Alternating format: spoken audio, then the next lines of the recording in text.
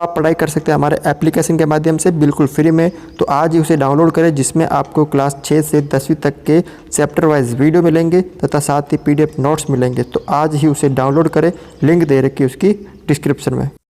देखो, आज की जो क्लास है वो है कक्षा 9 की, प्रश्नावली है 13.8।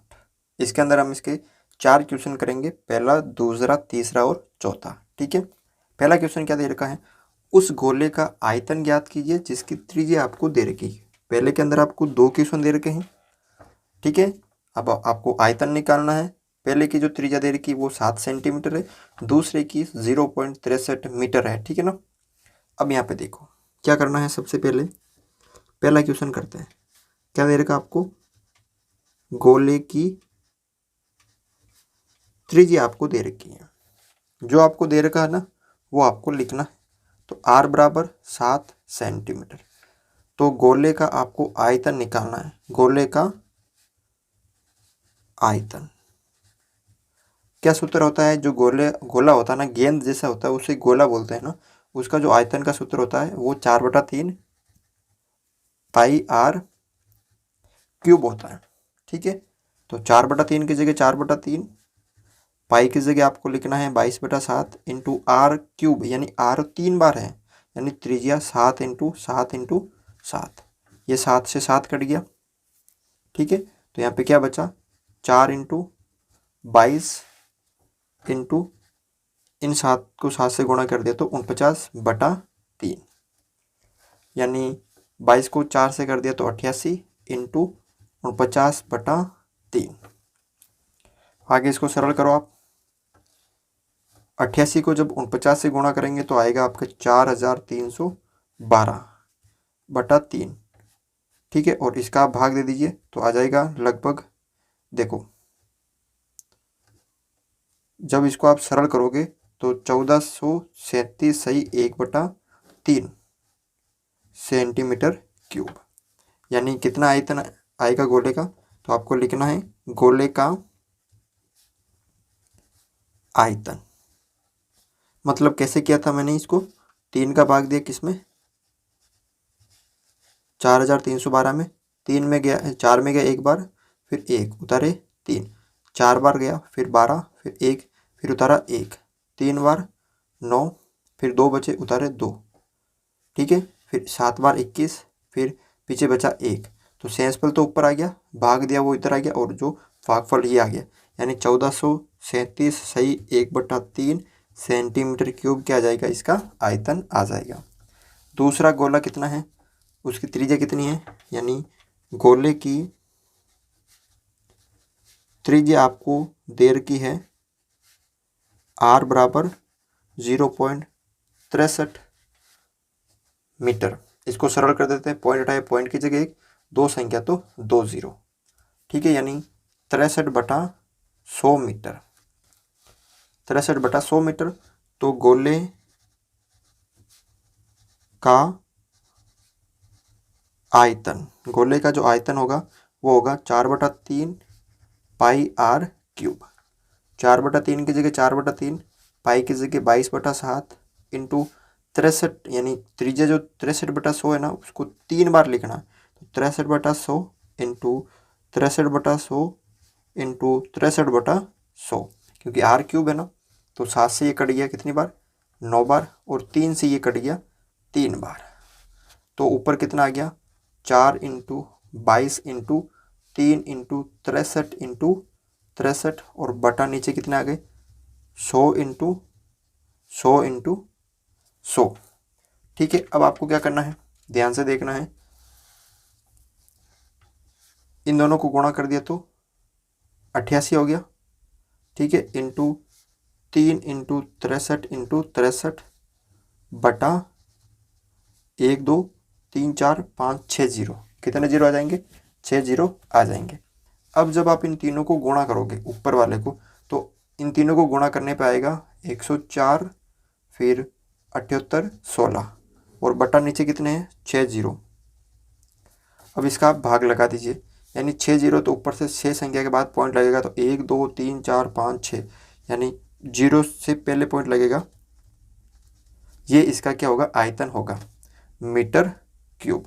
यानी लगभग आप देख सकते हो 1.05 लगभग मीटर क्यूब।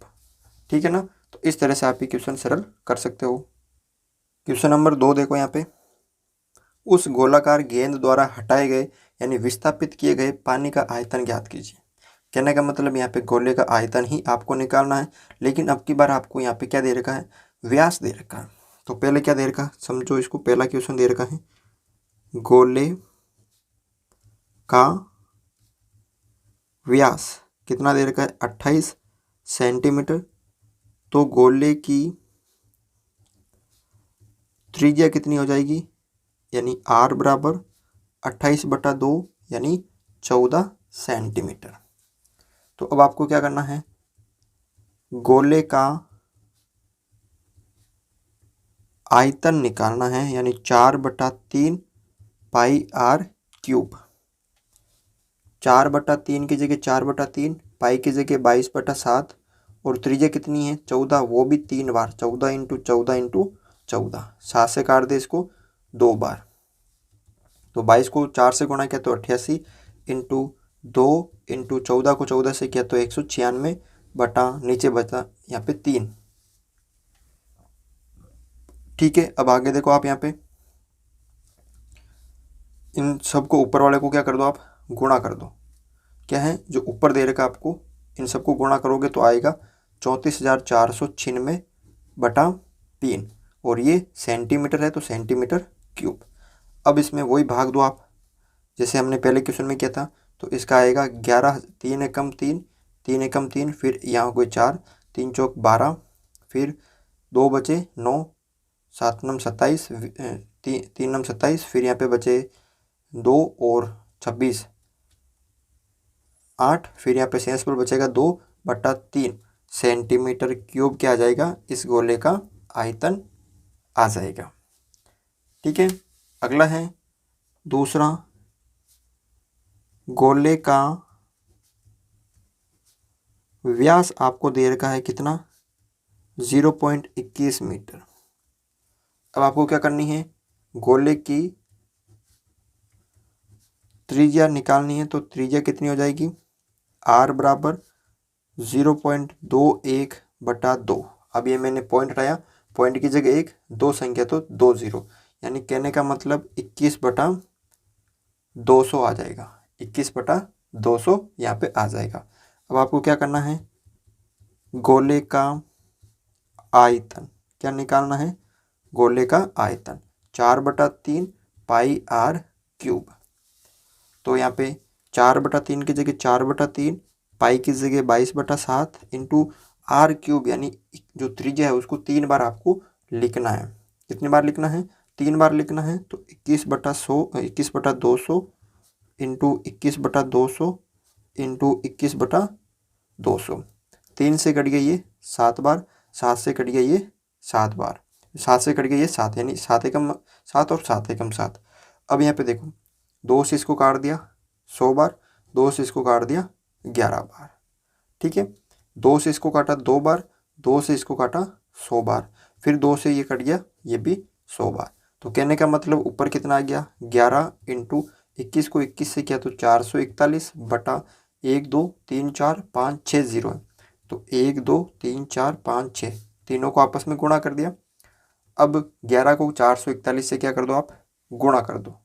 जो 11 है उसको किससे गुणा कर दो आप, 441 से। तो 11 फिर 1 बचा, 44 वर्ग 45, फिर 4 बचे और यहाँ पे हो जाएंगे 49, 11 44 और 48 बटा कितने जीरो नीचे 6 0, यानी कहने का मतलब 6 संख्या के बाद आपको क्या लगाना है, पॉइंट।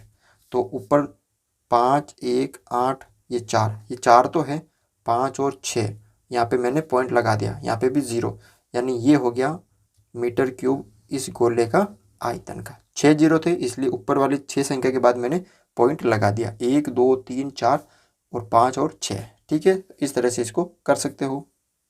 क्वेश्चन नंबर 3 देखो, यहाँ पे क्या दे रखा है कि धातु की एक गेंद का व्यास आपको 4.2 सेंटीमीटर दे रखा है और इस धातु का जो धातु है उसका घनत्व 8.9 ग्राम प्रति, यानी 1 सेंटीमीटर क्यूब, यानी 1 सेंटीमीटर क्यूब आयतन पे कितना वजन है उसका 8.9 यानी गेंद का द्रव्यमान, उसका वजन निकालना है। ठीक है, तो यहाँ पे देखो क्या क्या दे रखा है, धातु का व्यास, या इसको आप क्या बोल सकते हो, गोला बोल सकते हो ना, 4.2 सेंटीमीटर। तो धातु यानी इसे आप गोला बोल सकते हो। तो गोले की त्रिज्या, तो त्रिज्या कितनी हो जाएगी, r बराबर 4.2/2 यानी 2.1 सेंटीमीटर है। तो पॉइंट हटा दो, पॉइंट की जगह एक संख्या तो 10 यानी 21/10 सेंटीमीटर की आ जाएगी गोले की त्रिज्या। तो पहले इसका हम आयतन निकालेंगे, ठीक है ना, यानी किसी अगर आयतन लीटर में निकालना हो तो पहले उसका आयतन निकालो, उसका वजन निकालना हो तो भी उसका आयतन निकालो। तो गोले का आयतन क्या सूत्र होता है, 4/3 पाई r क्यूब। ठीक है, देखो 4/3 की जगह 4/3, पाई की जगह 22/7 और त्रिज्या 3 बार है यानी 21/10 इंटू 21/10 इंटू 21/10। 7 से कट गया, 7 या 21, 3 से 3 कट गया। तो यहाँ पे कितना आ गया, 22 को 4 से किया तो 88, 21 को 21 से किया तो 441/1000। ठीक है, करो इसको आप सरल, यानी 88 को किससे गुणा किया, 441 से, तो कितना आ जाएगा 38,808/1000, 38,808/1000। अब यहाँ पे नीचे कितने जीरो हैं, 1 2 3 जीरो, तो ऊपर 3 संख्या, जब इसका 38,808 में हम 1000 का भाग देंगे तो कहने का मतलब 3 जीरो के बाद क्या लगा देंगे, पीछे से पॉइंट, 1 2 3 जीरो के बाद मैंने पॉइंट लगा दिया। तो अब यहाँ पे क्या दे रखा है, ये सेंटीमीटर क्यूब आ गया, ये जो आयतन आपको प्राप्त हो गया ये वाला, ये सेंटीमीटर क्यूब में आयतन प्राप्त हो गया। यहाँ पे दे रखा है प्रति ग्राम का, यानी 1 सेंटीमीटर क्यूब धातु का जो द्रव्यमान दे रखा है, कितना दे रखा है, वो दे रखा है 8.9 ग्राम। तो कितना प्राप्त हुआ हमें, 38,808 सेंटीमीटर क्यूब धातु का द्रव्यमान। तो 8.9 इंटू 38,808। अब इनको गुणा कर दो आप, तो गुणा करोगे तो आएगा 345.3912 ग्राम। अब ये ग्राम में, इसको अगर हम लिख सकते हैं तो शॉर्ट में क्या लिखेंगे, इसको 345.39 ग्राम, ये दो ज़रूरत नहीं है तो ये लिख दीजिए। ठीक है, ये इसका द्रव्यमान हो जाएगा, किसका, जो धातु की गेंद है उसका। ठीक है, तो इस तरह से इसको आप सरल कर सकते हो। क्वेश्चन नंबर 4 देखो, यहाँ पे क्या दे रखा है कि चंद्रमा का व्यास पृथ्वी के व्यास का लगभग 1/4 है। जो चंद्रमा है, मान लीजिए ये चंद्रमा है और ये पृथ्वी है, ये जो है वो पृथ्वी है और ये क्या है, चंद्रमा है। अब क्या कह रहा है क्वेश्चन कि इस चंद्रमा का जो व्यास है, इसका ये जो व्यास है इस पृथ्वी के व्यास का लगभग 1/4 है, इसके जितना भी व्यास है उसका चौथा हिस्सा है। मान लीजिए इसका कुल जो व्यास है वो किसका, पृथ्वी का x है, तो इसका कौन सा भाग होगा, चौथा भाग होगा, यानी 1 2 3 चौथा भाग होगा। तो क्या करना है, तो माना पृथ्वी का व्यास कितना है, x माना। ठीक है, तो पृथ्वी की त्रिज्या कितनी हो जाएगी, पृथ्वी की त्रिज्या, पृथ्वी की त्रिज्या हो जाएगी आपके यहाँ पे x/2, यानी व्यास की आधी होती है। अब आपको आगे क्वेश्चन क्या दे रखा है कि जो चंद्रमा का व्यास है, चंद्रमा का व्यास पृथ्वी के व्यास का लगभग 1/4 है। पृथ्वी का जो व्यास है वो इतना है, उसका 1/4 है, यानी x/4 उसका व्यास है। तो यहाँ पे चंद्रमा की त्रिज्या कितनी हो जाएगी, x/4 में, यानी व्यास में हम 2 का भाग देते हैं ना, ये इसका हर हमने 1 मान लिया, तो x/4 1/2 यानी x/8, 1 ऊपर 2 नीचे, भाग गुणा में चेंज हो गया, यानी चंद्रमा की त्रिज्या हो गई x/8 और पृथ्वी की जो त्रिज्या हो गई वो x/2। तो चंद्रमा का आयतन और पृथ्वी के आयतन की कौन सी भिन्न है। तो पहले इन दोनों का आयतन निकालना है। तो सबसे पहले क्या करेंगे हम, चंद्रमा का आयतन, यानी गोला होता है, गोले का आयतन क्या होता है 4/3 पाई आर क्यूब। तो 4/3, ठीक है, पाई की जगह पाई रख दो आप इसको, क्योंकि भिन्न बतानी ना, पाई और आर क्यूब, यानी चंद्रमा की जो त्रिज्या है वो कितनी है, ये रही x/8, x/8 इंटू x/8। ठीक है, इसको आप ऐसे कर लो सरल, 4/3 इंटू पाई इंटू x³ को 8 से गुणा किया तो 64। ठीक है, फिर 64 को 8 से गुणा किया तो 512, यानी कहने का मतलब यहाँ पे कितना हो गया, 4 पाई x³ नीचे 3 इंटू 512। ठीक है, इसको सरल कर सकते हो आप इसको आगे, और 4 एकम 4। ठीक है, इसको आप और कर सकते हो, देखो 4 एकम 4, फिर यहाँ पे बचेगा 1, 4 दूनी 8, फिर 4 का भाग 5 में एक बार 1 बचा, 4 दूनी 8, 3, 8 चौक 32। तो यहाँ पे पाई x³ 3 इंटू 128, ये आप लिख सकते हो। चंद्रमा का आयतन क्या है, इतना है।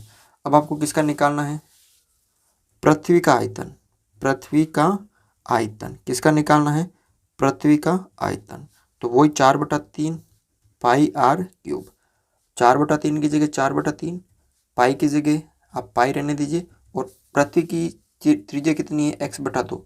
तो x/2 into x/2 into x/2 3 बार थी, तो ये 4 से कट गई, 4 कट गए, तो ऊपर क्या बचा, पाई x³ और नीचे 3 इंटू 2, ये बचा। अब आपको क्या करना है, उनकी कौन सी भिन्न है वो निकालनी ना। तो क्या करना, देखो ये किसका आ गया, आपके पृथ्वी का, और ये आ गया चंद्रमा का। तो भिन्न बतानी है, तो कहने का मतलब चंद्रमा का आयतन तो ऊपर, और पृथ्वी का जो आयतन है, पृथ्वी का आयतन, पृथ्वी का आयतन वो करना। तो चंद्रमा का कितना है, पाई x³ 3 इंटू 128 ये तो चंद्रमा का है। ठीक है, पृथ्वी का कितना है, पाई x³ 3 इंटू 2। तो ये पाई x³ से पाई x³ कट गया, ये 3 से 3 कट गया। ठीक है, तो देखो ऊपर क्या बचा, 1/128, और ये भाग में था, ये गुणा में चला जाएगा, 2/1, 2 से कट गया कितनी बार, 64 बार, यानी 1/64 कितना आ गया, कौन सी भिन्न होगी वो, 1/64, यानी 1/64वां भाग होगा। ठीक है ना, तो इस तरह से आप ये क्वेश्चन सरल कर सकते हो।